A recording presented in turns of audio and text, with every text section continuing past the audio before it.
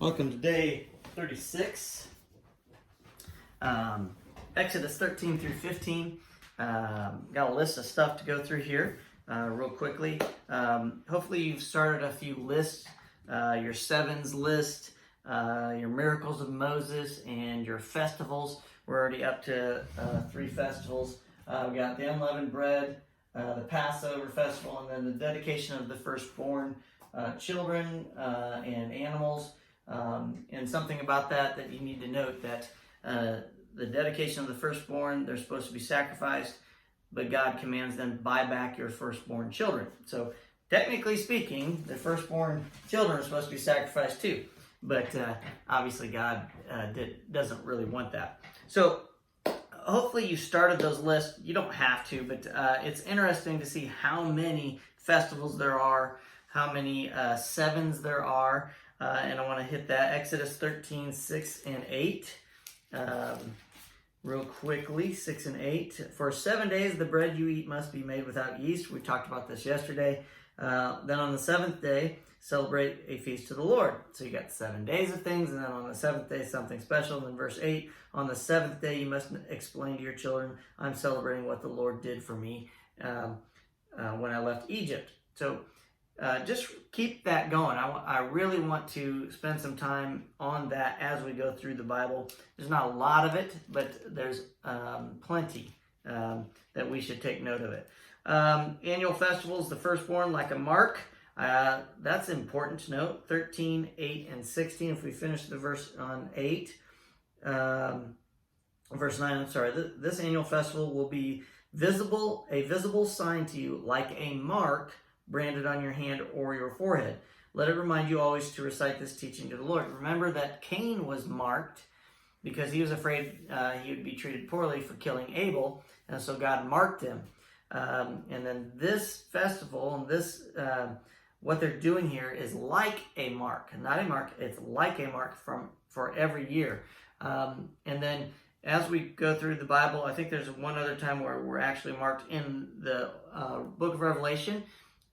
People are marked by God, and then also the Antichrist marks people. If you don't have the mark, you can't eat or have a job, can't buy or sell or have a job. So that's being marked is a big deal. So we see this here, and I want to point that out because Satan doesn't have an imagination. He imitates God in everything he does because he wants to be in that position. We really need to take note of that because this is all about Jesus, and Satan can't counterfeit this, but he tries to all the time. And there's a whole history behind all of that, and too much for what we're doing here, and I want to kind of keep going. Pharaoh chases the Israelites, Exodus 14. Let's see here, 14, a whole bunch of them here. 14, 3, 7, and 13.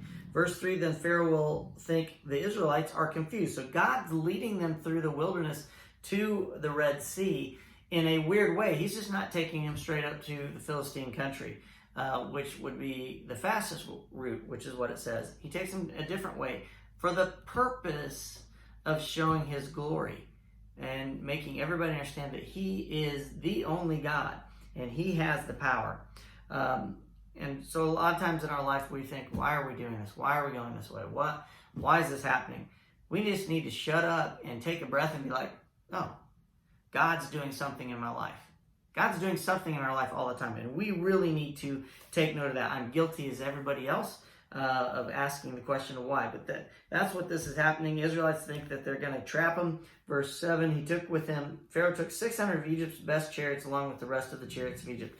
So not only the 600 best chariots, but the rest of the chariots and his army go. So we're talking thousands and thousands of military people chasing after the million people of the Israelites.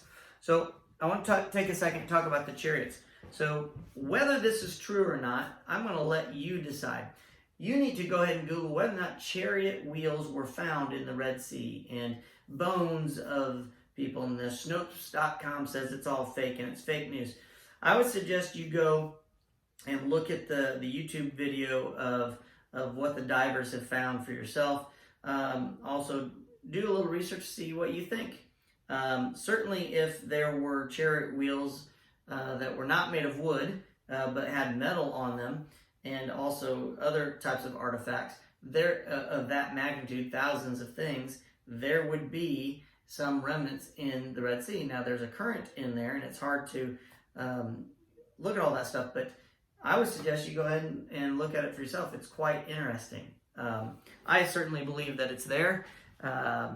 You decide for yourself. So moving on from that, pillar of smoke and fire. Here's a miracle in itself, but Moses didn't do this. This is God. And the water being parted. So let's see here. Before he did that, Moses comforted the people. In verse 13, but Moses told the people, don't be afraid, just stand still and watch the Lord rescue you today.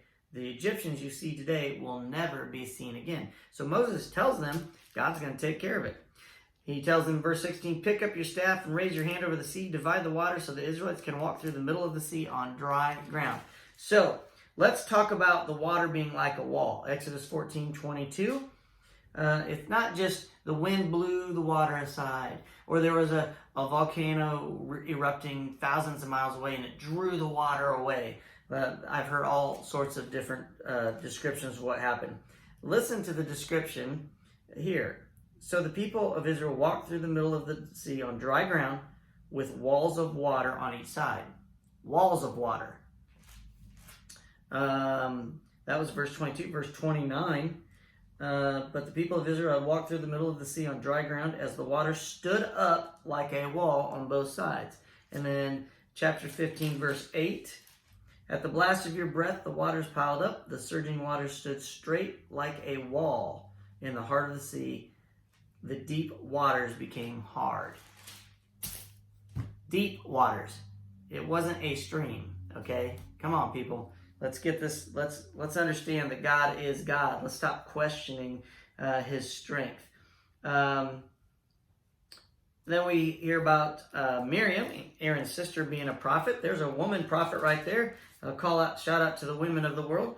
Then Miriam the prophet, Aaron's sister, took a tambourine and led all the women as they played their tambourines and danced. Awesome to talk about women. There's lots of women noted in the Bible. The miracle of bitter water.